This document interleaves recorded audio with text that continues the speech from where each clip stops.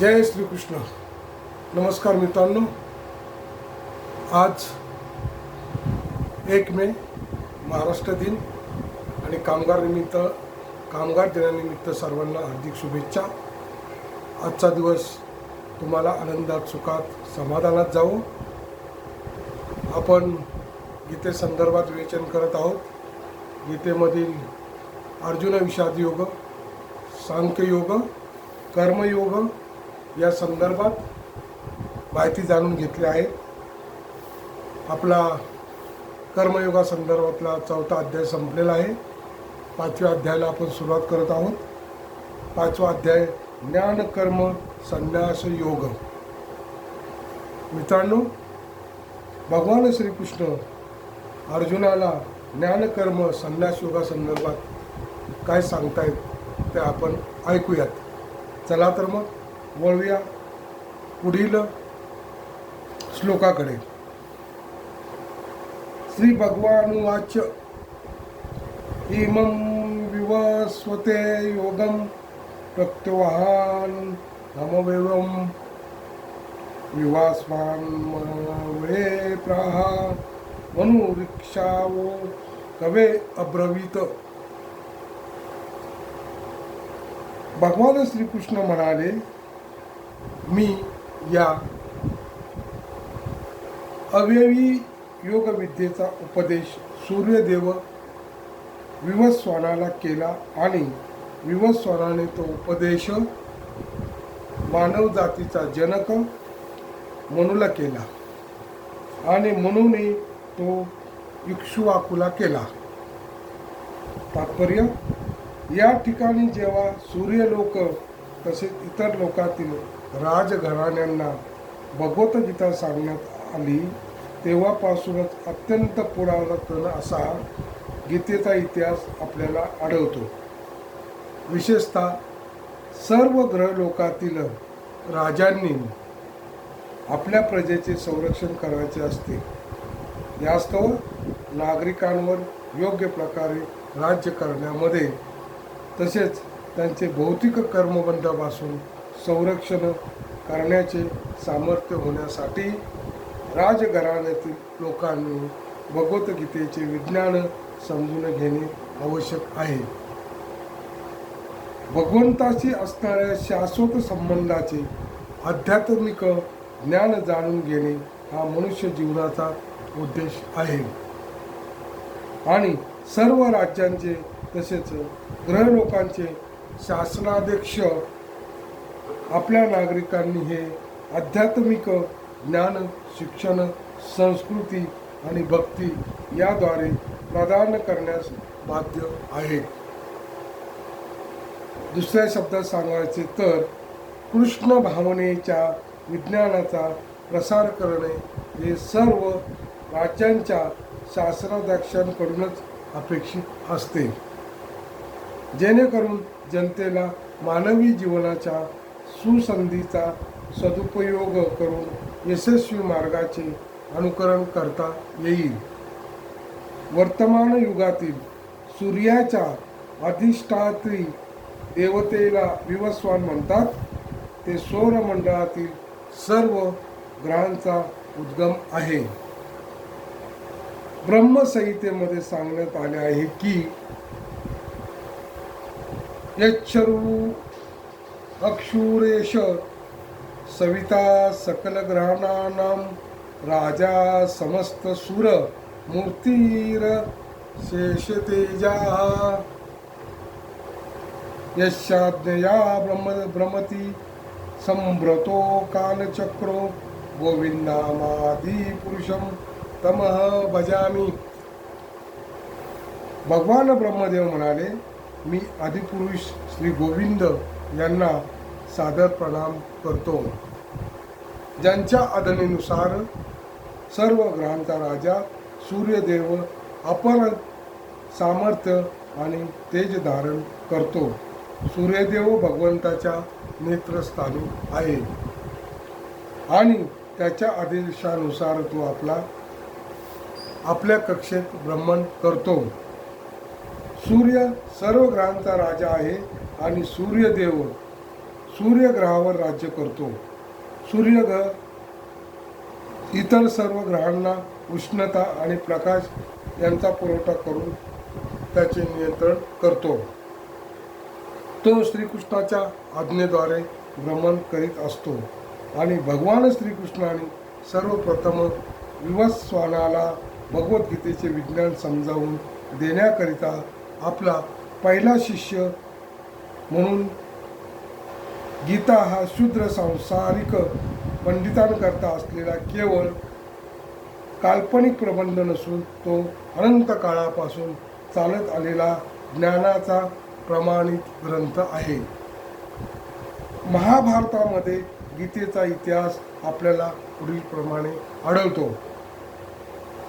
त्रेतायुगाद्यो चततो विवस्वान मनवे दद्दो मनुष्य लोकार्भूतोऽर्थ सुतायेक्षे वा कवे ददो एकशवा कुणाच कथितो व्यापम लोकनवस्थितः. त्रेतायुगाच्या प्रारंभी भगवंताशी असणाऱ्या संबंधीविषयीचे हे विज्ञान विवस्वाने मनूला सांगितले. मानव जातीचा जनक मनू याने हे विज्ञान आपला पुत्र व पृथ्वीचा अधिपती महाराज इक्ष्वाकूला प्रदान केले आणि महाराज इक्ष्वाकू हे प्रभू रामचंद्र अवतीर्ण असलेल्या रघुवंशाचे पूर्वज होते.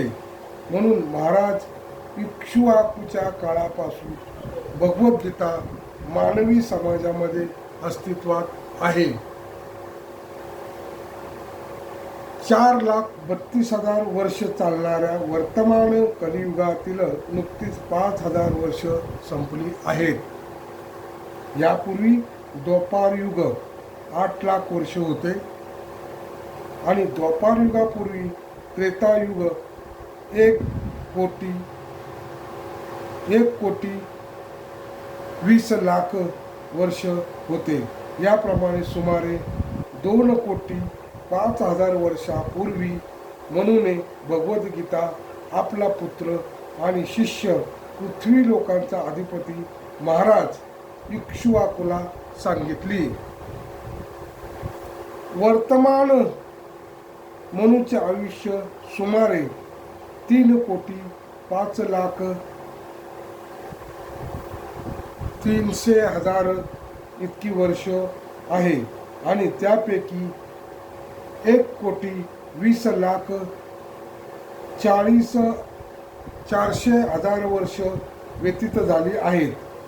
भगवंताने आपला शिष्य सूर्यदेव विवस्वान याला मनूच्या जन्मापूर्वी गीता सांगितली.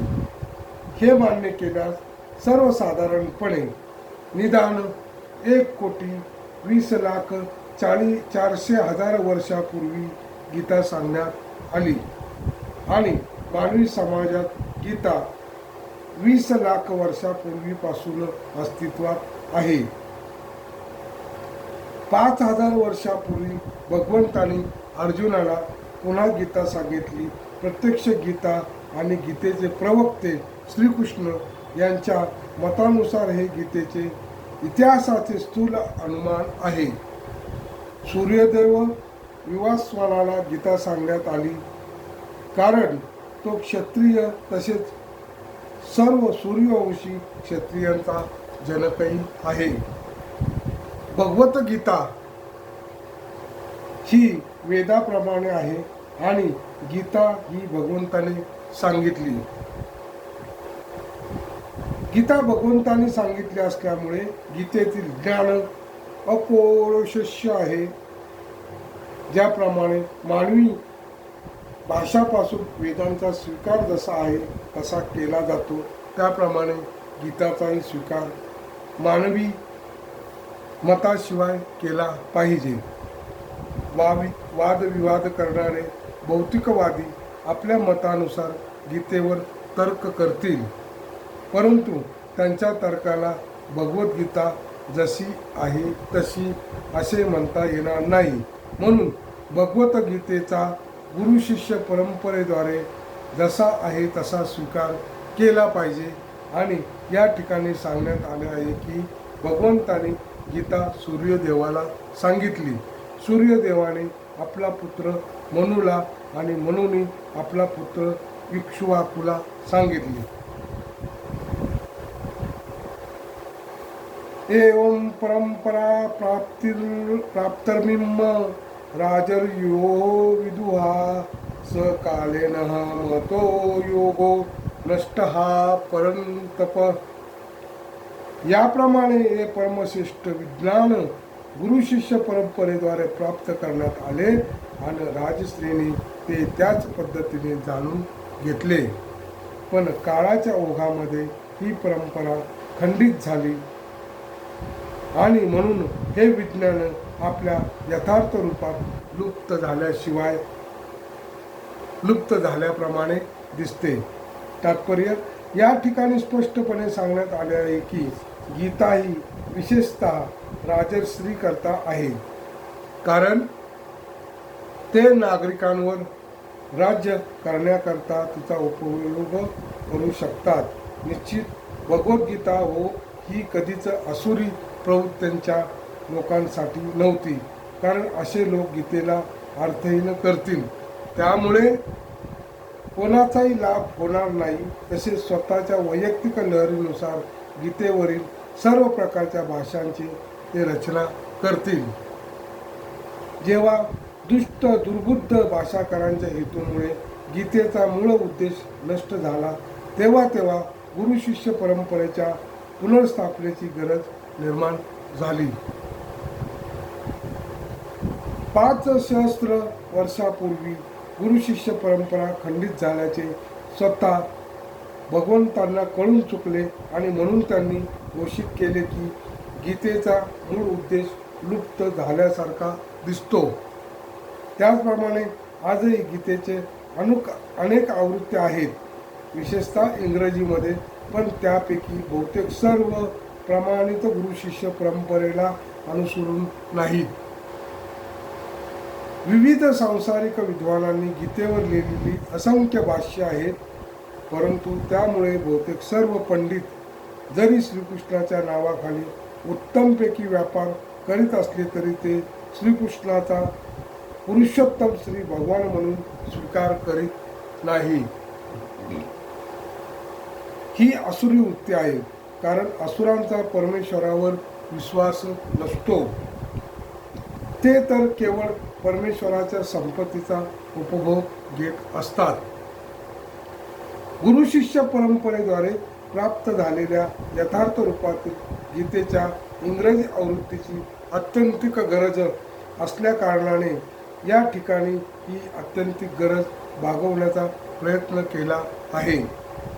जर भगवद्गीता जशी आहे तशी स्वीकारली तर ती मानवतेसाठी एक मोठे वरदानच आहे.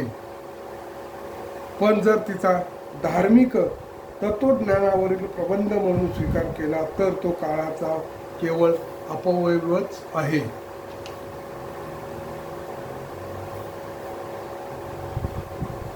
स यवायम मया ते अद्य योगः प्रोक्तः पुरातनः भक्तो असि मे सखा चेती रहस्यमय हेतु उत्तम.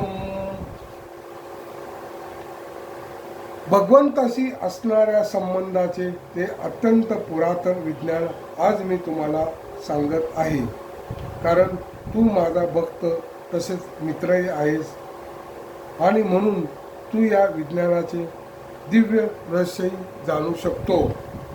तात्पर्य भक्त आणि असुर असे मनुष्याचे 2 वर्ग आहेत.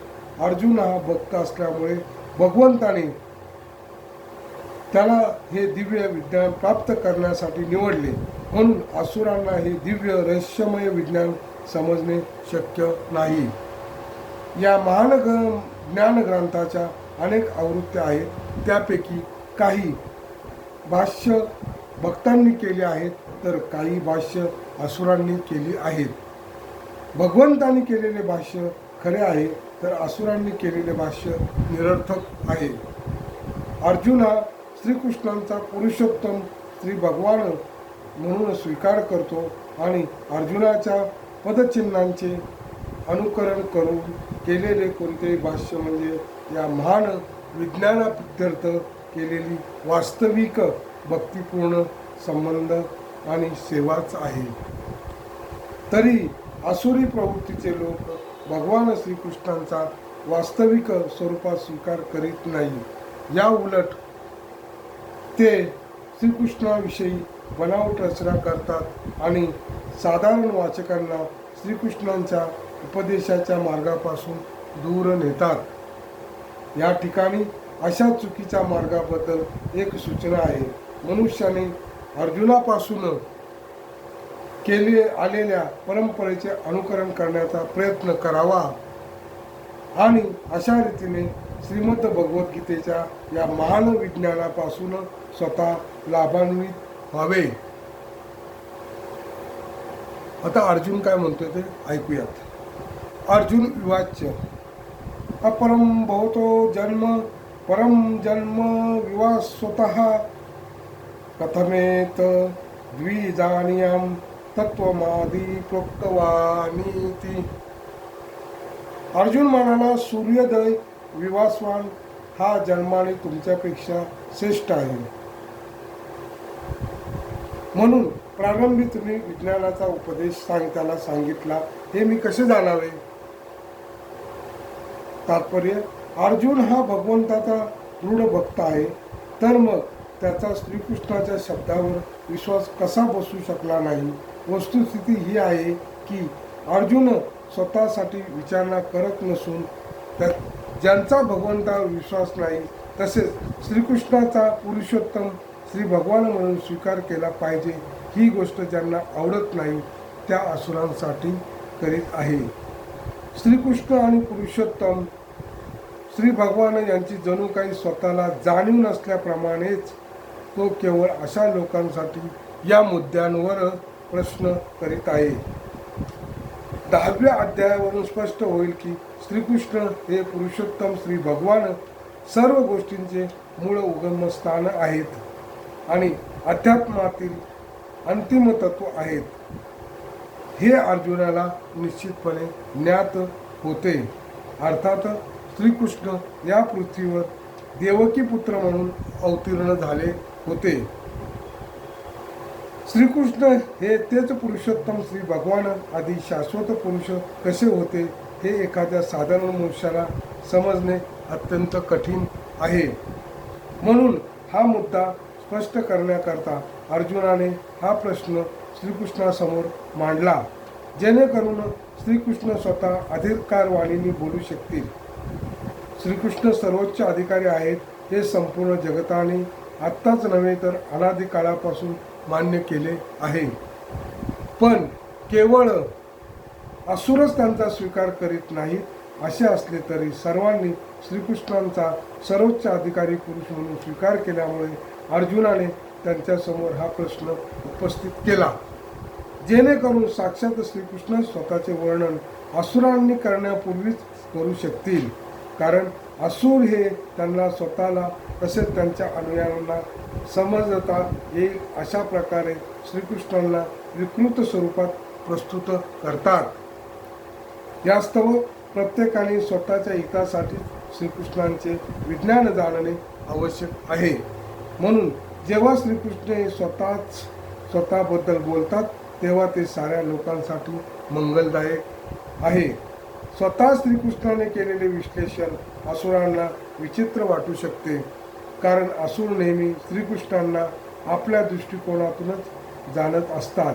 पण भक्त आहेत ते जेव्हा श्रीकृष्ण स्वतःचा स्वतः संबंधीच निरूपण करतात तेव्हा त्यांच्या निरूपणाचे अंतःकरणपूर्वक स्वागत करतात. श्रीकृष्णांच्या प्रामाणिक वचनांचे भक्त नेहमी पूजन करतात, कारण ते श्रीकृष्णाबद्दल अधिक जाणण्यासाठी सदैव उत्सुक असतात. श्रीकृष्णांना साधारण मनुष्य समजणारे नास्तिक लोकही आज या प्रकारे जाणू शकतील की श्रीकृष्ण हे महापुरुष आहेत. त्यांचे स्वरूप सच्चिदानंद विग्रह आणि आनंदमयी शाश्वत आहे. ते दिव्य आहेत, प्राकृतिक गुणांच्या अतीत आहेत आणि देश व काल यांच्या प्रभावाच्या पलीकडे आहेत. अर्जुनासारख्या श्रीकृष्णांच्या भक्ताला निश्चितपणे श्रीकृष्णांच्या दिव्य स्थिती संबंधी मुळीच संशय नसतो. अर्जुनाने श्रीकृष्णासमोर असा प्रश्न उपस्थित करणे म्हणजे केवळ साधारण मनुष्याप्रमाणेच प्राकृतिक गुणांनी श्रीकृष्णही प्रभावित होतात असे मानणाऱ्या लोकांच्या नास्तिकवादी प्रवृत्तीला एका भक्ताने आव्हान देण्याचा प्रयत्नच आहे. मित्रांनो, आज आपण या ठिकाणी सांगूया की भगवान श्रीकृष्ण ज्ञानकर्म संन्यास योगासंदर्भात अर्जुनाला पुन्हा पुन्हा जे प्रश्न पडत आहेत त्याची उत्तरं भगवान श्रीकृष्ण अर्जुनाला देत आहेत. तरी मित्रांनो, जय श्रीकृष्ण. आज या ठिकाणी आपण थांबूयात. ज्ञान कर्म संन्यास योगासंदर्भात हा व्हिडिओ आपल्याला आवडल्यास लाईक करा, कॉमेंट्स करा, सबस्क्राईब करा. धन्यवाद. जय श्रीकृष्ण.